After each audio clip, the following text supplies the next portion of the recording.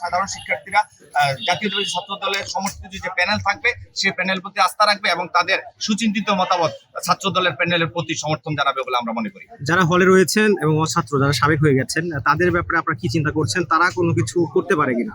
আমরা ইতিমধ্যে আপনারা জানেন বিশ্ববিদ্যালয় প্রশাসন যে মেয়াদ উত্তীর্ণ শিক্ষার্থী রয়েছে তাদেরকে হল ছাড়ার জন্য একটি আলটিমেটাম দিয়েছে। সেই আলটিমেটামের মেয়াদ শেষ হয়েছে। আমরা ইতিমধ্যে খবর পেয়েছি বিশ্ববিদ্যালয় প্রশাসন কয়েকটি হলে যারা মেয়াদ উত্তীর্ণ শিক্ষার্থী রয়েছে তাদেরকে বের করে দিয়েছে। আমরা বিশ্ববিদ্যালয় প্রশাসনের কাছে আবারও দাবি জানাবো যেন ডাকসু নির্বাচনের আগে একজন মেয়াদ উত্তীর্ণ শিক্ষার্থীও যাতে হলে না থাকতে পারে।